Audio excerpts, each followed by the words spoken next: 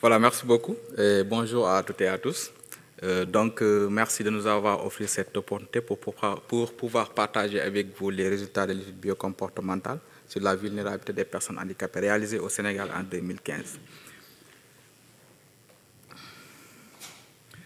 Donc, en guise d'introduction, nous rappelons que l'ONU-SIDA place les personnes handicapées parmi l'un des 12 groupes de population oubliés à cibler en priorité en vue de stopper l'épidémie du sida. C'est juste rappeler que c'est une population qui a toujours été laissée en rade. Et hier, j'ai vu la publication du dernier rapport du MSF, Médecins sans frontières, qui a mis sur la page de garde une photo, une femme handicapée sur fauteuil roulant, et ils ont intitulé « Les négligés de l'infection ». Donc c'est juste pour rappeler jusqu'à quel niveau ces populations sont souvent oubliées dans la riposte. Et savez-vous que 785 millions de personnes âgées de 15 ans et plus vivent avec un handicap, soit 15,6% de la population mondiale.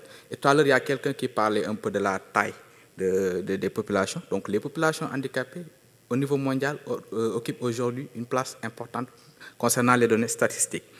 Les taux d'alphabétisation sont plus faibles chez les personnes handicapées que pour celles qui ne le sont pas. Et au Sénégal, on a réalisé l'étude. Dans la population générale, on est à 41,2%, alors que les personnes handicapées sont à 62,9% de taux, comment ça s'appelle encore, de taux d'analphabétisme. La prévalence du VIH chez les personnes handicapées est en moins 2 à 3 fois plus élevée que dans la population générale.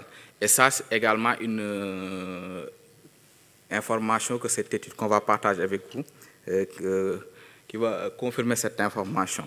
Donc la méthodologie adoptée pour cette étude, c'est d'abord une méthodologie probabiliste représentative au niveau national. Donc on n'a pas procédé par boule de neige, mais c'est surtout une méthodologie probabiliste qui a fait procéder par des enquêtes ménages et un échantillon aléatoire stratifié de 1060 personnes handicapées, hommes et femmes âgés de 15 ans et plus.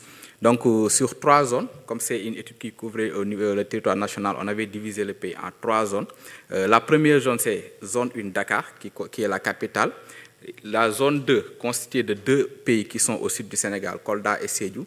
Et la zone 3, c'est le reste du pays, sauf comment ça s'appelle encore, la région de Ziguinchor. Parce que avant cette étude, on avait déjà fait auparavant, 2 ans avant, une étude biocomportementale à Ziguinchor. C'est pourquoi on ne l'a pas encore repris dans cette étude.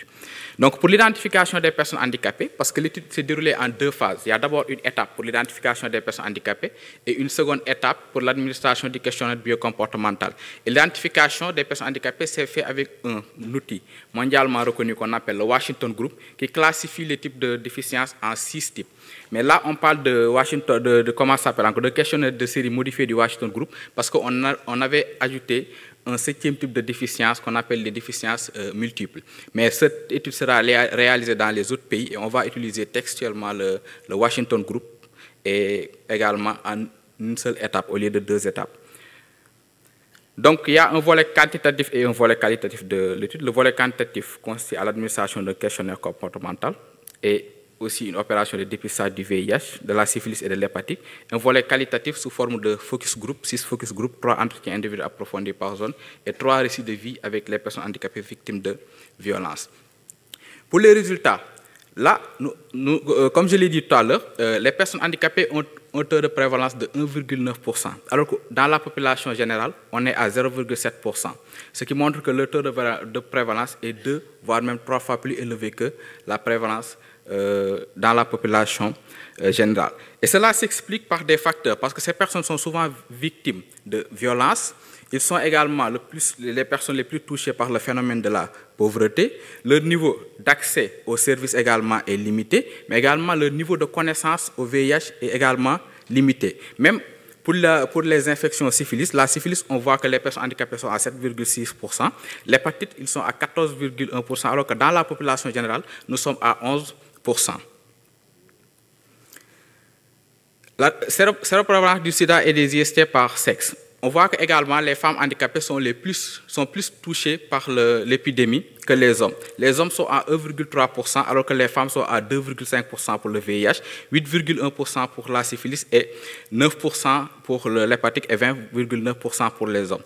Donc là également, c'est aussi ces facteurs de vulnérabilité qui touchent plus également les femmes handicapées, qui sont les plus frappées par le phénomène de la pauvreté, vulnérabilité du point de vue anatomique, mais également qui ont également un niveau d'accès à l'information beaucoup plus limité que les hommes. Et ces femmes également sont les plus victimes des abus sexuels. La prévalence également, dans l'étude, on a essayé de voir une répartition géographique de la prévalence du VIH chez les personnes handicapées. On a vu que la zone sud constitue des deux pays, la zone 2, Kolda et Sédhiou, qui se situe au sud du Sénégal, qui est une zone qui est frontalière avec la Guinée-Bissau et la Gambie. On sait que dans ces pays, on a un taux de prévalence qui est très élevé et que les populations sont très mobiles entre ces deux pays. Donc voilà ce qui explique également. Et également, c'est une zone de conflit qui vient également renforcer la vulnérabilité des populations. Et même dans les statistiques nationales, c'est dans ces zones-là qu'on a des taux de prévalence du VIH beaucoup plus élevés. Ici, on a essayé de ressortir un peu l'information par type de prévalence, par type d'incapacité. On a vu que les personnes handicapées qui souffrent d'une incapacité intellectuelle sont les plus affectées par l'épidémie. On est à 7,7% des personnes qui ont une déficience intellectuelle. Et les femmes qui ont une déficience intellectuelle sont à hauteur de 10% touchées par l'épidémie. Donc là également, c'est toujours la vulnérabilité de ces personnes qui n'ont pas eu la chance d'être protégées. Et aussi, il y a des pratiques culturelles néfastes qui s'expliquent chez nous que, par exemple, si tu as des rapports sexuels avec une personne qui a une déficience intellectuelle, ça peut te procurer des recherches ou bien ça te facilite l'accès au pouvoir. Donc ça, c'est également des pratiques qu'on observe chez nous et c'est ce qui explique également la vulnérabilité de cette couche sociale, qui est suivie aussi des personnes handicapées qui ont une incapacité multiple, mais également ceux qui ont une incapacité physique. Et là également, il faut comprendre aussi que le déplacement, la mobilité de ces personnes n'est pas toujours facile pour pouvoir avoir accès aux services de prise en charge, mais également aux services de prévention et de communication sur le VIH. Et dernière chose, c'est les violences. On a également observé que dans cette étude, on a ressorti aussi les violences, parce que comme on l'a dit, les personnes handicapées sont très souvent victimes de violences. Et là, on a vu que 33% de ces personnes sont victimes de violences verbales, 8,5% de violences physiques et 7% de violences sexuelles chez les hommes, mais 11,5% de violences sexuelles chez les femmes et 5,7% d'abandon. C'est souvent les personnes qui souffrent de déficience mentale, de déficience intellectuelle, qui sont souvent abandonnées. Proportion d'enquête selon leur perception de leur risque de contracter le VIH. Souvent, même les personnes handicapées, ils ne sont pas très conscients qu'ils sont exposés à des risques d'attraper le VIH. Et si vous regardez bien le schéma, ceux qui ne savent pas qu'ils sont exposés à ces risques sont à 47,2% chez les femmes, 36,5% chez les hommes et 41% chez les hommes et les femmes. Donc ceux qui sont conscients qu'ils sont exposés à un risque d'infection sont très faibles, 0,2% chez les hommes, 1,9% chez les femmes et 1,1% chez les hommes et les femmes.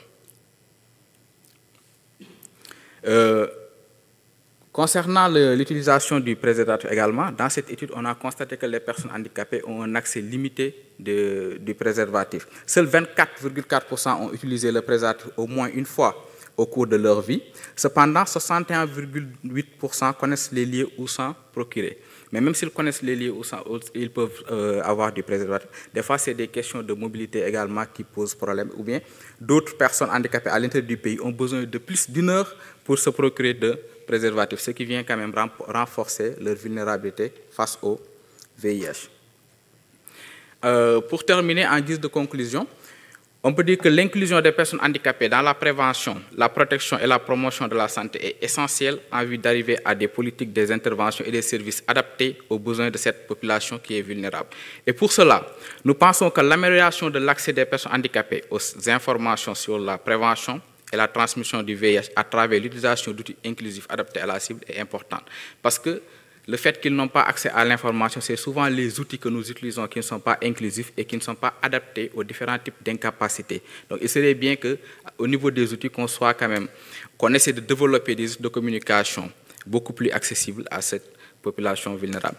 La prise en compte des personnes handicapées comme cible prioritaire dans les politiques et stratégies nationales de lutte contre le VIH est primordiale pour l'atteinte des 3,90. Donc, dans le plan de rattrapage de l'atteinte des 3,90 qui sera révisé en mi-juin, il serait bien quand même que cette population soit prise en compte dans ce document pour quand même qu'on puisse les atteindre. La sensibilisation des professionnels de santé sur le handicap et sur les techniques de communication spécifiques aux différents types d'incapacités est nécessaire pour une prise en charge médicale inclusive. Et pour terminer, dernière recommandation, conclusion, c'est là des actions essentielles que nous avons développées dans le cadre de ce projet, qu'on invite quand même aux décideurs de promouvoir au niveau des différents pays, quand même pour une meilleure inclusion des personnes handicapées dans les stratégies. Je vous remercie de votre attention. Merci beaucoup, Mokhtar. On est un peu pris par le temps, donc on ne va pas te poser de questions. On va te poser les questions tout à l'heure. Je pense qu'il y a beaucoup de questions. On voulait profiter pour remercier tout le monde pour leur présence à cette session, pour votre participation active. Remercier toutes les personnes qui ont présenté. Bravo, merci beaucoup. Et c'est la fin de cette session. Merci beaucoup et à la prochaine.